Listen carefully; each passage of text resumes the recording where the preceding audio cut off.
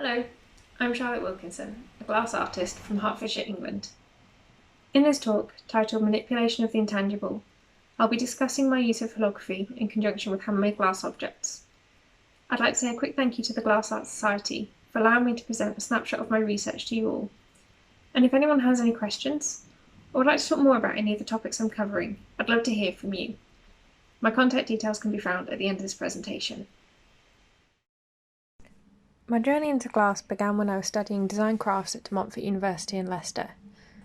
Glass blowing wasn't something I'd ever been able to try before, and the enthusiasm and support of the wonderful technician Jen Ellensworth made it all the easier to choose glass as my specialism.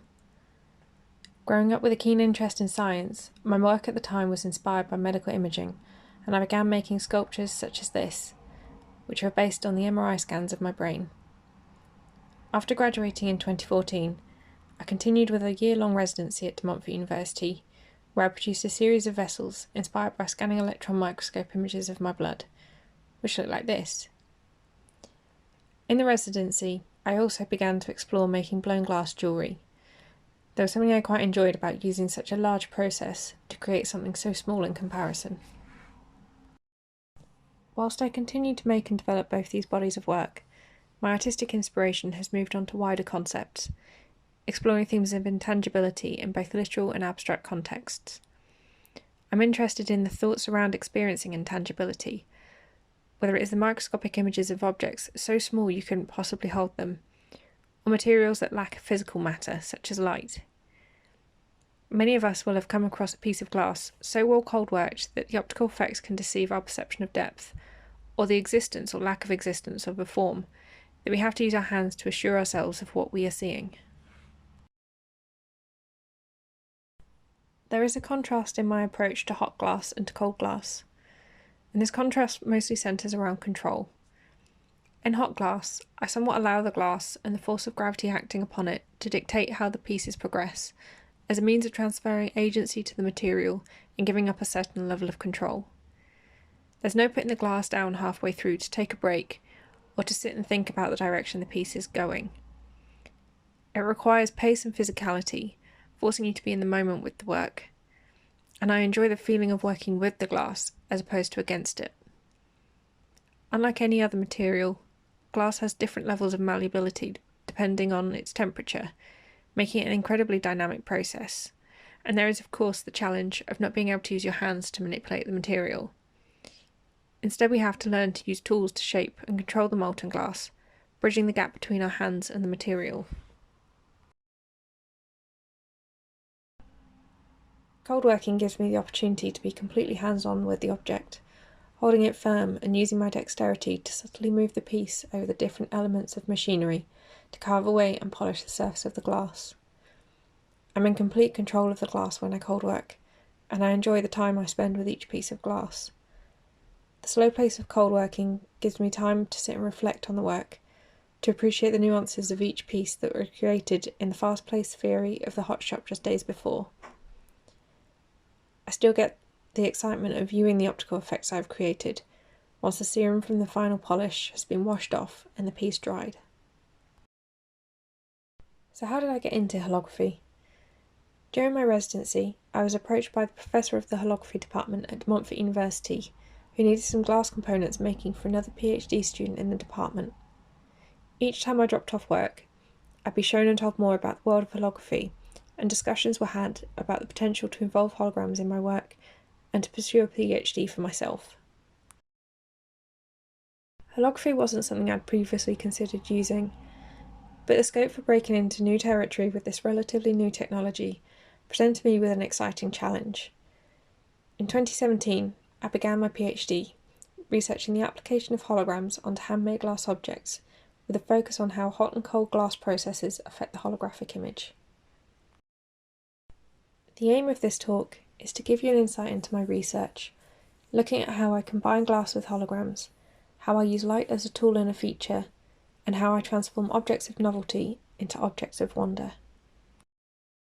To give you a very brief history and explanation as to how holograms work, the first hologram was made by Dennis Gabor in 1948, but the technology was limited until the invention of the laser in 1960. It is the coherent quality of laser light that enables us to record clear, three-dimensional images of an object.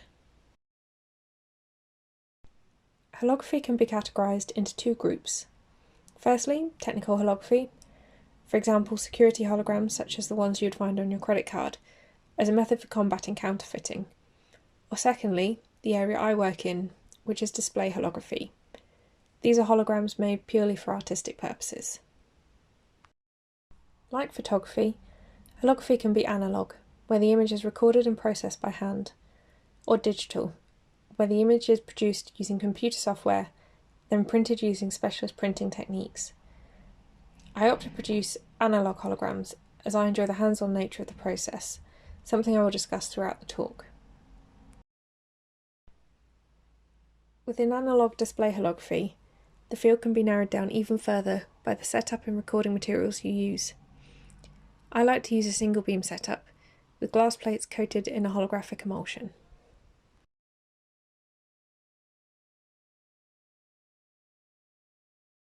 This diagram from Graham Saxby's book, Practical Holography, shows how a simple, single beam reflection hologram works.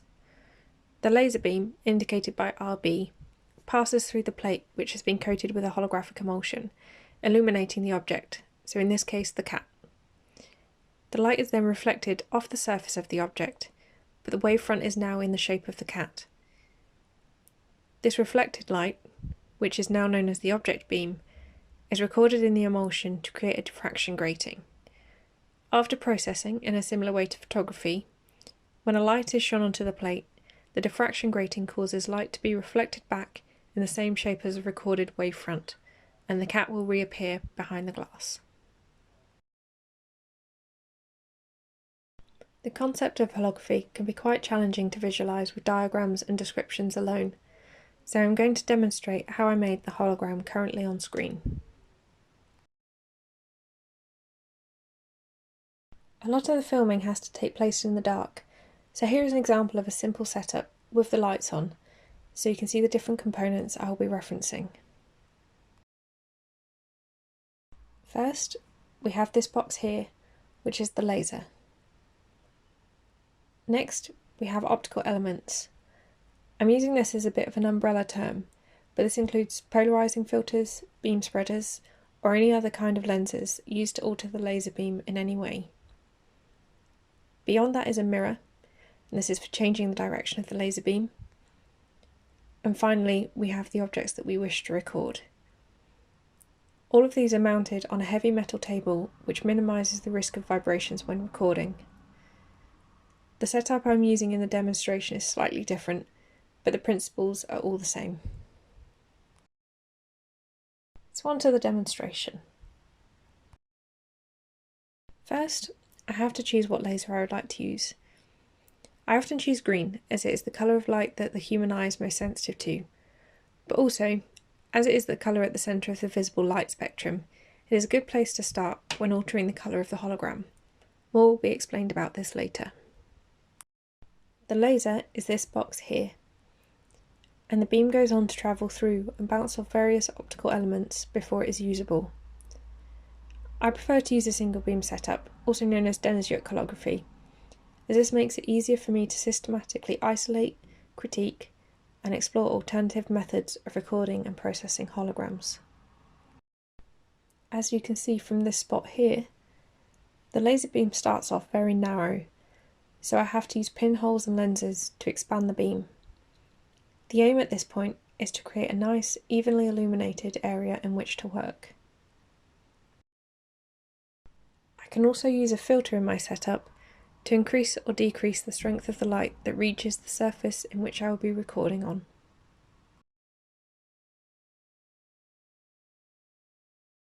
Once I am happy with the power, quality and coverage of the beam, I can begin setting up the objects that I want to record. In this case, I am using small blown hemispheres of glass that have a highly polished flat rim.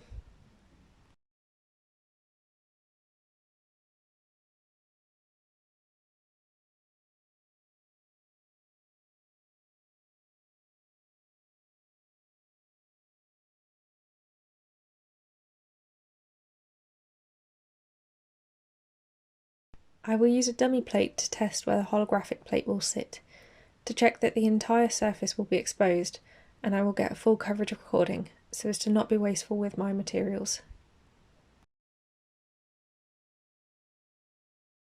To ensure the laser is given enough time to warm up fully, I will next make the various chemicals I need for the preparation and processing of the plate.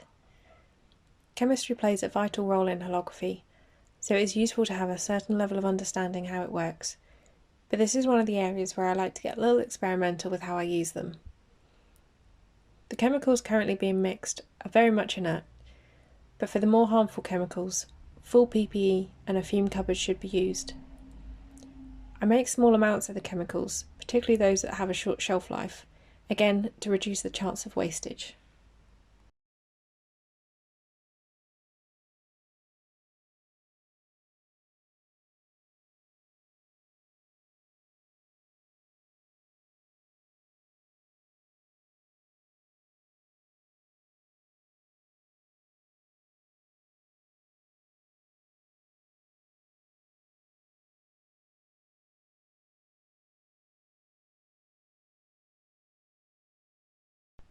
With the chemicals ready, next I need to prepare the plates. In this video I am using ready-made plates, so they need to be cut down to size. Due to the light-sensitive nature of the holographic emulsion, a lot of the preparation and processing work needs to be carried out in a dark room using a safe light. As the plates I am using are sensitive to green light, I have to work in a red safe light. I have turned the exposure up on the film for the benefit of showing you all what I am doing, but these stages of the work are done in almost complete darkness. Knowing a process so well you can do it with your eyes closed really is quite useful in situations like this. It is through repetition and practice that tacit knowledge is created and the process becomes easier to perform in next to no light. I can just about see enough to use a ruler and a marker pen, but to make life easier, sometimes I will use objects with known dimensions as a kind of template to follow when measuring and cutting the glass. Throughout the process, it is important to know what side the emulsion is on the glass, as you have to be very wary of touching it with your bare skin, but also you need to know what side you are treating with the chemicals. Again, repetition and practice helps to create habits on which orientation you place the emulsion side, so without seeing, you know what side to treat.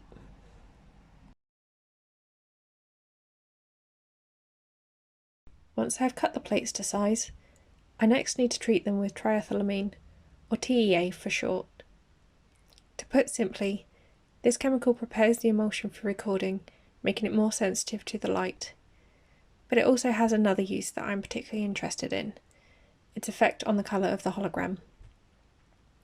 If no TEA or very low concentrations are used, the colour of the hologram will be the same colour as the laser used to record the image. It is possible to make true colour holograms, that is, holograms in the real-life colours of the objects being recorded, but this uses a different emulsion and a combination of red, green and blue lasers all at once. I'm not interested in making figurative, accurate imitations of objects and prefer to work with a single beam setup, so I use chemicals to manipulate the colours of my holograms. Controlling colour with chemicals is quite an unusual concept to learn, particularly as the chemicals themselves are colourless. There are no visual clues to gain feedback on how the colour will develop. Instead, I have to rely on calculations and an understanding of physics to determine what the effect will be. The way TEA works is by swelling the particles in the light-sensitive emulsion. This swelling alters the diffraction grating, which in turn affects the wavelength of light that will be reflected when the image is replayed.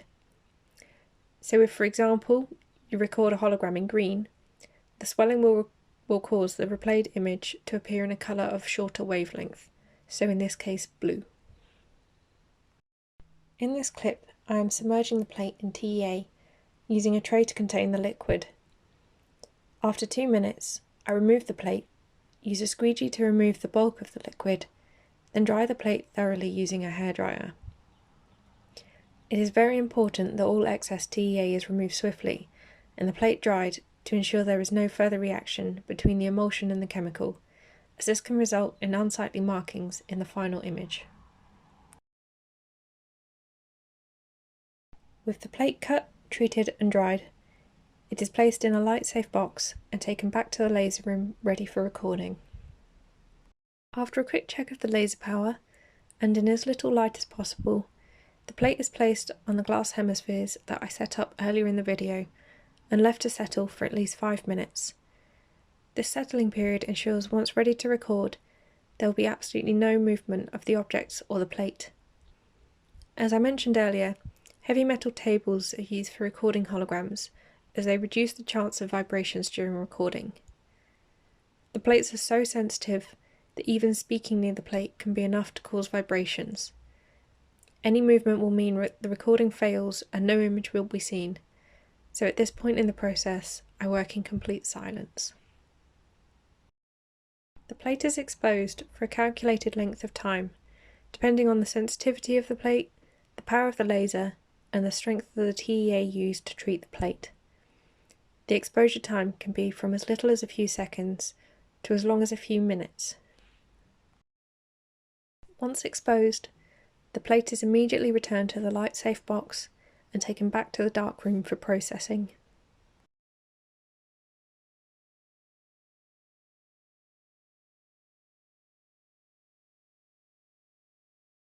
In the large sink, I have set up trays to contain the different chemicals I need. In the tray closest to the camera, there is regular tap water. In the middle tray, there is developer, and in the final tray, furthest from the camera, is bleach. The development process takes approximately 15 minutes, so again I have trimmed the filming to keep the presentation within the allotted time. First, I submerge the plate in the developer. This step of the process does give you visual clues, fortunately. As the image develops, the emulsion turns black. It is essential to pay close attention to this part, as you could risk under or over developing the holographic image, which means all of the work up until this point will have been wasted. You can check the opacity of the emulsion by holding it up to the safe light. Depending on the recipe of the chemicals used and the sensitivity of the plate, developing the image can be incredibly quick, literally in a matter of seconds, but sometimes it can take longer. As soon as the emulsion reaches approximately 70% opacity, the plate must be plunged into tepid water to stop the reaction. It is critical at this point to thoroughly rinse the plate after using the developer to ensure there are no further reactions later on down the line when the hologram has been used. Once rinsed, the hologram is then placed in the furthest tray with the bleach and agitated until a black stain has been completely removed. Finally, the plate is rinsed again in tap water.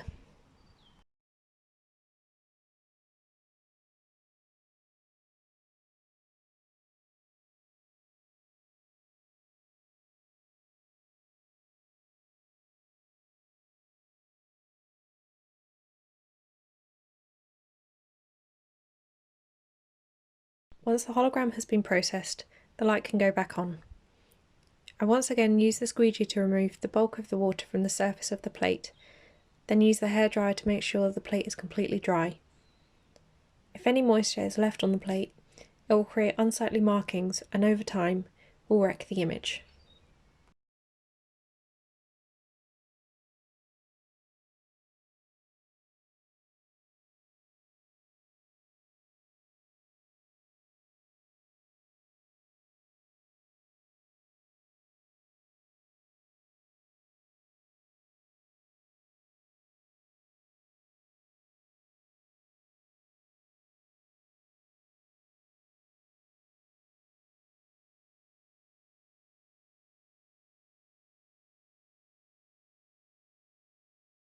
And this is the end result. Hopefully you can see similarities between the setup shown on the left and the hologram shown on the right, but my aim is not to produce wholly accurate imitations of objects. Holograms suffer from a reputation of being gimmicks, or a novelty. Even Michael Wenyon, one of the most esteemed holographers of our time, states in his book from 1978, Understanding Holography, that after one has seen half a dozen of these simple holograms, the excitement begins to pall, and one considers more deeply whether straightforward, still-life holograms of objects are really more interesting than looking at the real object themselves, which can be considered a sculpture. As humans, we find joy in the unexpected, so viewing holograms for the first time is novel and does inspire feelings of awe. But the aim of my exploration of holography is to produce objects that go beyond novelty and sustain the sense of wonder. Prior to starting my PhD, I had no experience of producing or using holographic materials. Although it meant spending a good year getting to grips with the process, this outsider positionality gave me the opportunity to be more critical of the subject, as well as meaning I could work free of expectation from the holography community. There is of course a necessity to understanding the basic principles so that a holographic image could be produced, but the freedom to define my own ideas of what makes a successful hologram was and still is incredibly liberating. This lack of prior knowledge and independence associated with PhD research also means I will often need to draw on tacit knowledge gained from other areas of my experience. Being able to look at a problem from a different viewpoint encourages creative problem solving. Glass has an extensive heritage spanning somewhere in the region of 5,000 years. It is a material that is produced and used across the world. It is familiar.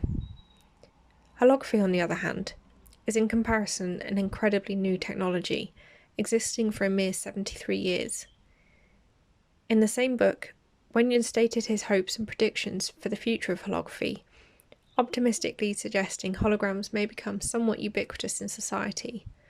But over 40 years later, that is still not the case. But this vast difference in history doesn't stop the fact that these two mediums work hand in hand with one another. In my research, I tried to bring together the two worlds of glass and holography. I want them to work together in a cohesive way that sees glass playing a more important role than merely carrying the holographic emulsion, and display holography being developed further to avoid being seen as a novelty or a gimmick. One of the ways I am doing this is by integrating elements of each skill in the production and design of the other. Interdisciplinary research encourages me to push the boundaries of my pre-existing knowledge and skill base. To combine elements of multiple disciplines requires a good level of understanding of both fields to get the most out of the work. 4 years into my exploration of holography, I still have a lot to learn, but I'm content with slowly forging new pathways for the collaboration between this technology and craft. This stage of the process, both literally and metaphorically, glues the two areas of my work together. The holograms are now brought back into the familiar territory of cold working, and I can begin to intertwine the holographic image with the optical effects of various cold working techniques. Much like the process of recording the hologram and the considered shaping, grinding and polishing of cold working, attaching the holographic plate to the body of glass requires control. Both the glass and the plate need to be meticulously cleaned and handled carefully as to not damage the emulsion. Precision is needed to ensure the plate is adhered to the body of glass at exactly the right position.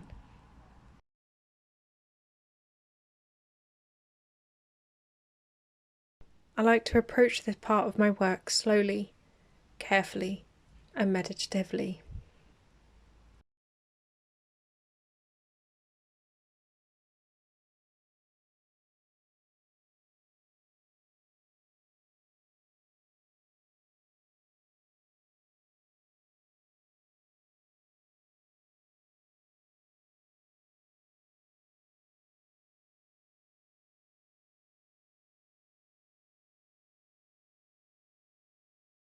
Typically in holography, machine-made optical elements are used as generally the aim is to produce an immaculate holographic image. Machine-made optical elements are designed to be perfect, to manipulate the laser beam in a controlled, calculated, and predictable way. Unlike Andy Warhol, I do not want to be a machine. Creating optical effects on the glass by hand does mean that there are sometimes minor flaws, in comparison to machine-made optics at least. But as a craftsperson, I enjoy being able to see the hand of the maker, in my own work and in others.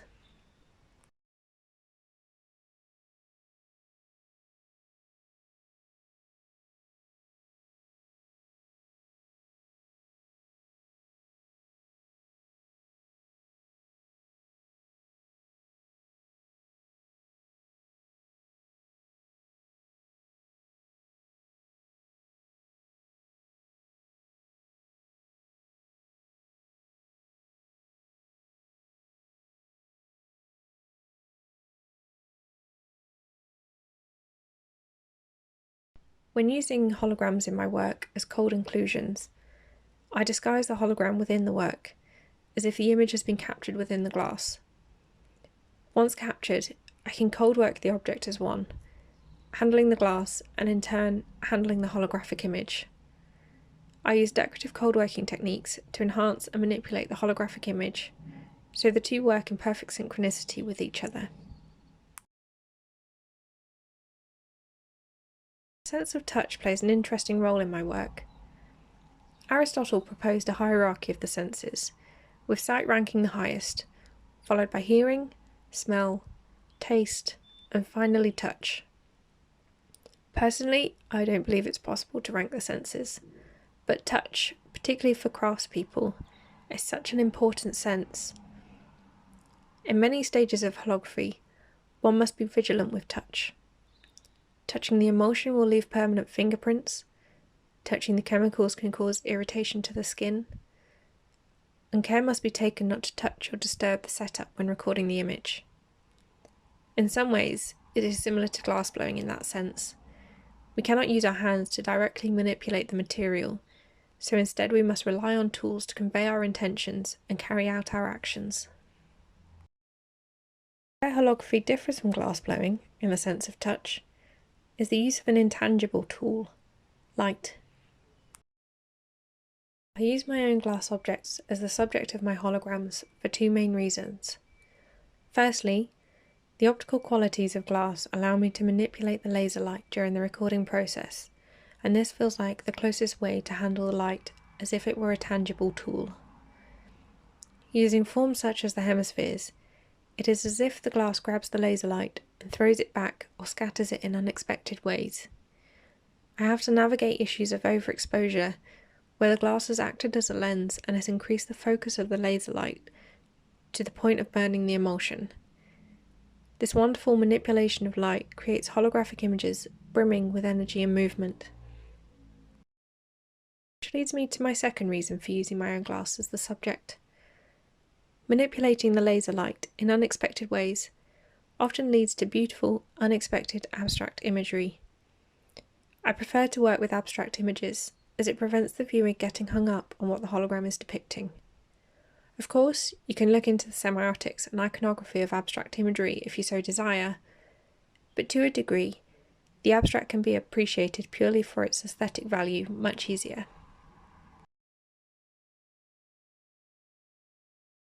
The pendant that is being shown on the screen is a prototype for a commission I made in 2018. The brief was that I had to make a pendant in a colour complementing the gorgeous blue dress of the wearer, and would need to look good in the artificial light of the venue of the evening event they were going to. There was quite a lot to consider when designing this piece. The colours of the glass, the holographic image, and the dress all had to work together. The pendant had to be to the wearer's liking, and finally, the pendant had to look good when the hologram was and wasn't illuminated.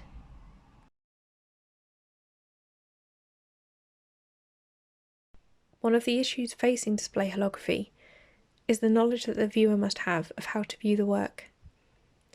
Typically, holographic artists will design work that must be viewed from a specific angle, whilst also being illuminated by a spotlight also at a specific angle. For me, these kinds of rigid requirements are no good. I would hate for someone to encounter my work, only to be disappointed because they couldn't view it properly. It is my hope that anyone engaging with my work would be able to approach it with a playful curiosity, having the agency to create their own personal, ephemeral moments of wonder. Time has once again become a factor, no matter how fugitive our interactions with the work are. My research involves trying to bridge the gap between craft and holography, in the practical sense of the production of new works, but also in the metaphorical sense. Holograms aren't something we're all particularly familiar with, so may not understand the complexities of the technology, and that is okay. If I can make work that is accessible for all to enjoy, then I am satisfied. My method of recording holograms allows the image to be replayed in a variety of lights and with different views depending on what angle you view the piece. The type of light we use, whether it be natural daylight, ambient artificial light, or directional spotlights, can impact the atmosphere of our viewing experience. As you can see from the clips of the pendant prototype, what the piece sits against can also have a huge impact on the visual effects of the hologram. A dark background provides a stronger contrast to the holographic image, so it therefore appears brighter than when it's held against a paler background. These intangible factors of light, time, and agency ultimately play a huge role in our relationship and interaction with holographic craft. With the viewer free to explore and handle the work, creating their own personal aesthetic experience of the piece, I believe it is these aesthetic experiences that transforms objects of novelty to objects of wonder. I am hoping to finish my PhD in the next 12 months, and I'm excited about the direction that my new work is taking. I'm always interested to hear about people's experience and opinions of holograms, so I'd love to hear from you. Likewise, if you have any questions or feedback about what I've spoken about here, or would like to keep up to date with the development of my work, you can find my contact details at the end of this presentation. Once again, I would like to say a big thank you to the Glass Art Society for giving me the opportunity to present my research to this wonderful glass community. I hope you've enjoyed the talk.